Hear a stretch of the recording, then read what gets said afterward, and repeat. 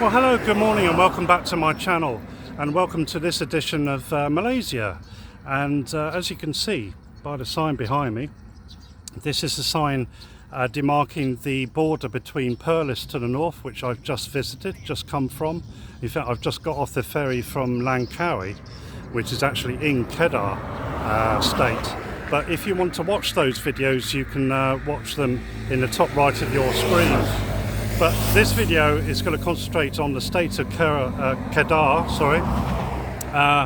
and it's mostly very flat farmland. I think they call it the Garden of Malaysia, something like that. They grow a lot of rice here, and in fact we'll be visiting a rice cultivation museum along the way to a city which I'll spend the night in called Alor Setar. As well as that, there's also some very old archaeological sites to the south of there on the way to Butterworth and Penang. So anyway, without further ado, because I'm on the standing on the side of a road here, and let's get going and see what there is to see here in the state of Kedah. Okay, so our first stop in Kedah is to this rather impressive building that's actually dedicated to rice. And it's called the Paddy Museum, and the word paddy is actually a Malay word. It's spelt here P-A-D-I, and I think this building, this museum opened in 2004, and as you can see, the architecture features some rice bushels here. So let's go in and take a look.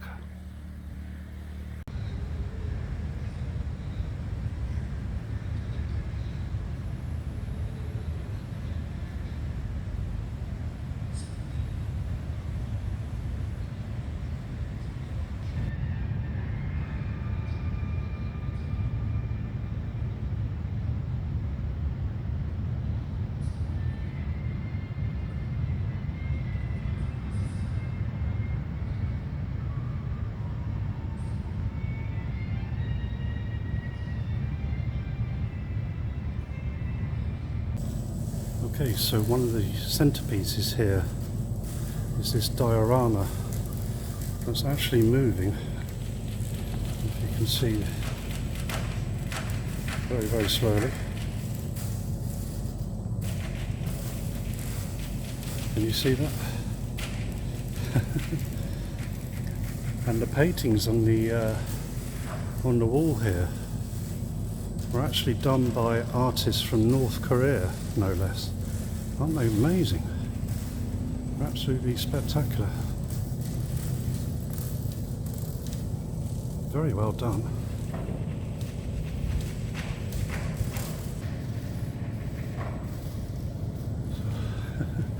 It's kind of creaking as it's going around. I think it's probably quicker just to walk around.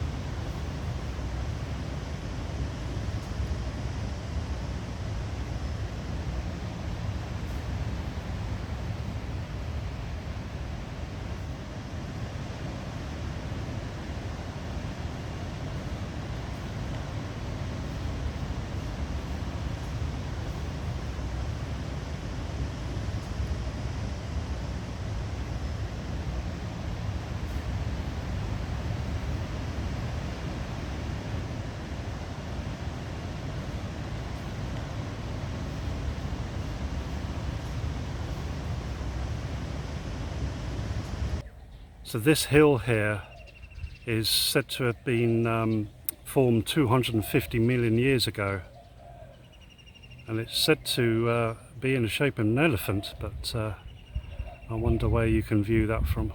But it's right outside the Paddy Museum here.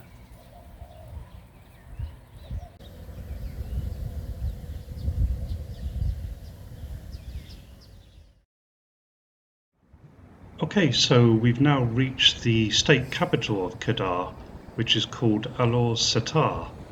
And the city has quite a few sights to see, particularly right in the city centre around the main square.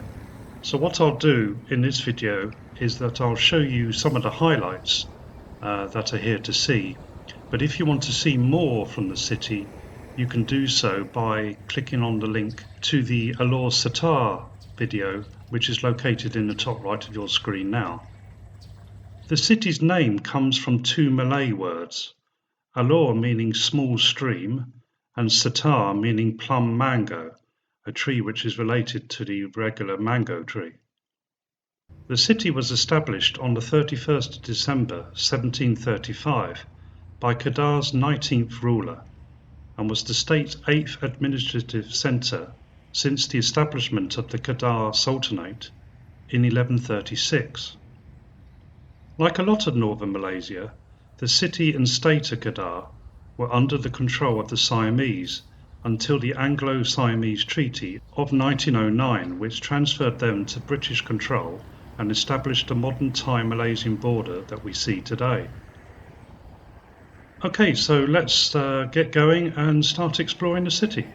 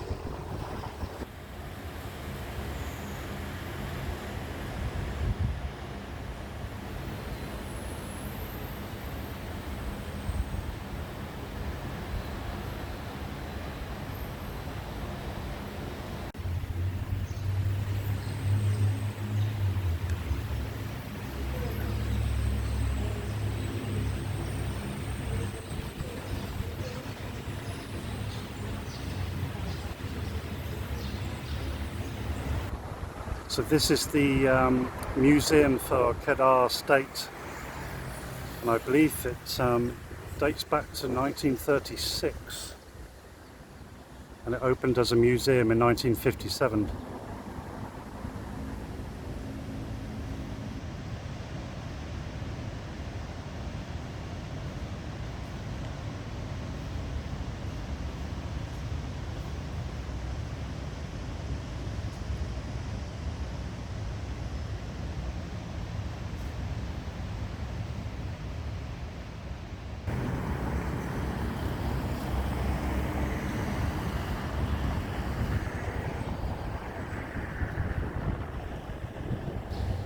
This is the first of two house museums, and it's where one of Malaysia's longest serving prime ministers used to live.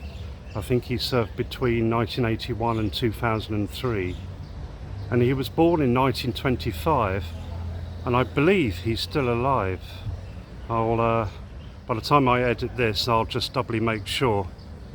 But he was actually quite controversial in a way. If you're British, you might remember his name because he was trying to get the economy moving in Malaysia and sort of said some negative things about the British being here. One of the things he said was buy British last in terms of goods, in terms of trade, so a bit controversial.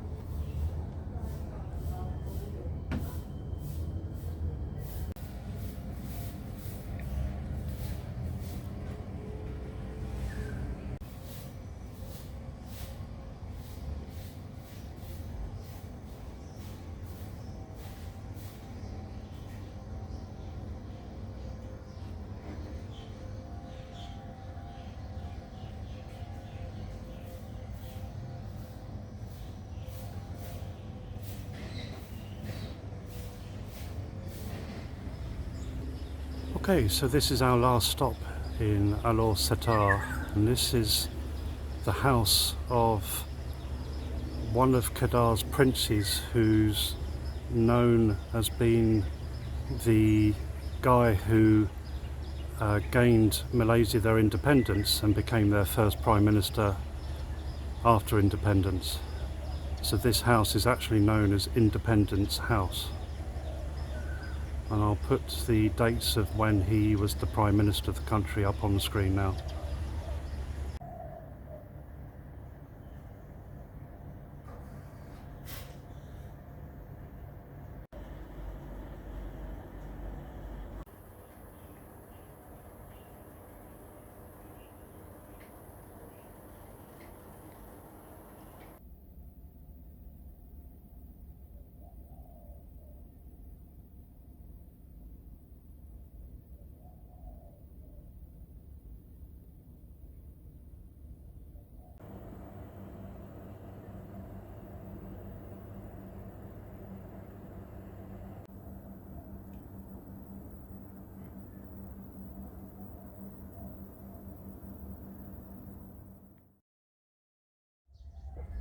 Okay, so we've come about 15 kilometers west, sort of southwest of Alor Setar, to a town called Kuala Kedah, which lies at the mouth of the river. And here there's an old fort, and it's got quite a lot of history, which I'll tell you all about as I'm walking around. The fort has witnessed many bloody battles in Kedah's turbulent history, as competing powers have vied for influence in the strategic corner of the Malay Peninsula. The fort has been destroyed, rebuilt and strengthened numerous times since it was first built in the 17th century by Kedah's Sultan Suleiman Shah. The original fort was made from clay, timber and bamboo, and was used by the Portuguese as a trading post. The Portuguese had a bitter rivalry with the Achinese, who sent over a fleet in 1619 to destroy the fort and oust the Portuguese. Later generations rebuilt the fort, but it was destroyed again in 1770, this time by the Bugis fleet. Francis Light, the British East India Company, helped to evict the Bugis. In return for British protection, particularly against the Siamese who were flexing their muscles in this area, the Sultan of Kedah agreed to cede Penang Island to the East India Company. This was a good deal from the British point of view, but despite reinforcing the fort with labour imported from India in around 1780, it did not prevent the Siamese from attacking and destroying the fort in 1821, and once again for the final time in 1838. In 1909, when Kedah was officially handed back under British rule, a few government offices were built within the vicinity of the fort, including a lighthouse and new gateway. During the Japanese occupation in the Malay states during World War II, the fort was used as their armed forces headquarters until their defeat at the hands of the British in 1945.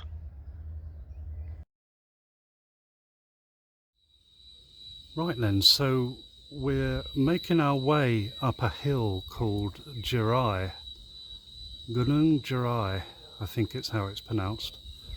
And it's quite some road up here. If you decide to come up here, there's quite a series of hairpin bends and monkeys here and there, so do be careful. And one of the places along the way to the top is this beautiful wooden building here. And as you can see, it's a museum. I think it's a forestry museum. I hope it's open. They just seemed to shut the shutters as soon as I turned up.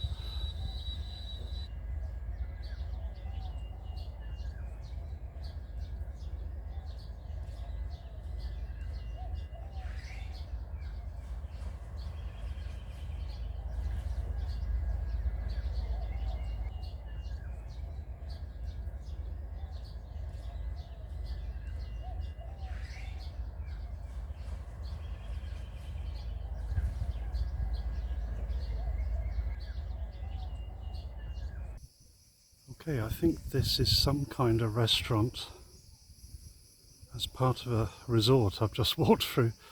I'm trying to find, I think there's meant to be a botanical garden or something up here, but I'm a bit confused where I am. Anyway, this is the view. Unfortunately the clouds come down. Amazing, because earlier where I was at the Kota Kuala Kedah fort, it was beautiful there. It just shows you what climbing up a 1200 meter mountain does. You just disappear into the clouds.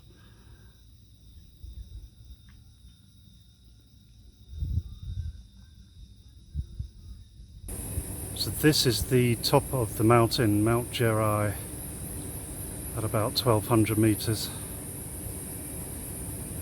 I think you can trek up there. Not too sure that you can drive up there.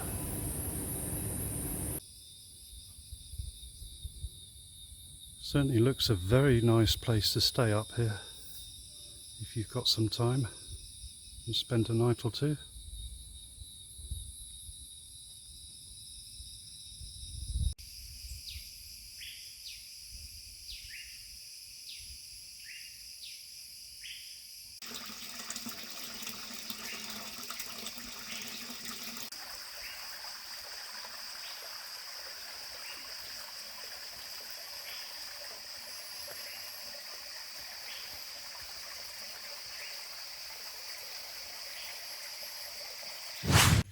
Right, so we've come round Mount Jerai to the south side of it, and here is an archaeological site of Hindu temples that date back between the 3rd and 14th centuries, and are very important not just in Malaysia but the whole of Southeast Asia, because they believe that one particular structure actually dates to 110 AD, which would make it one of the oldest structures in Southeast Asia. And what I'll do is I'll tell you more about the history as we're walking around.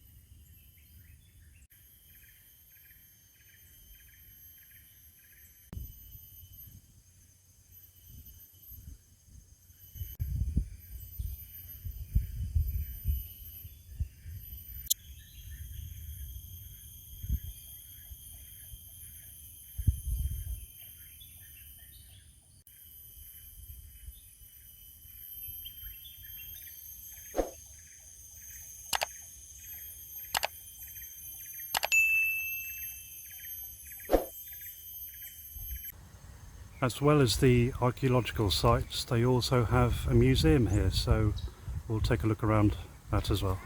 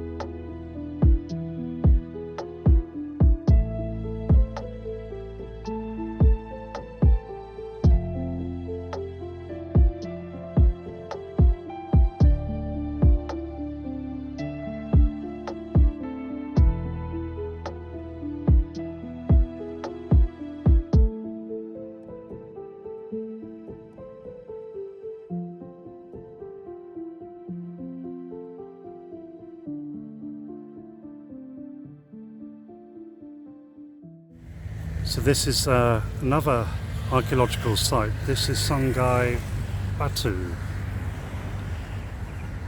And they found smelting here that dates back to something like the 8th century BC. And they found furnaces. I think they've even found an old boat as well. So let's see what there is. So as you can see, this site is right beside the main road.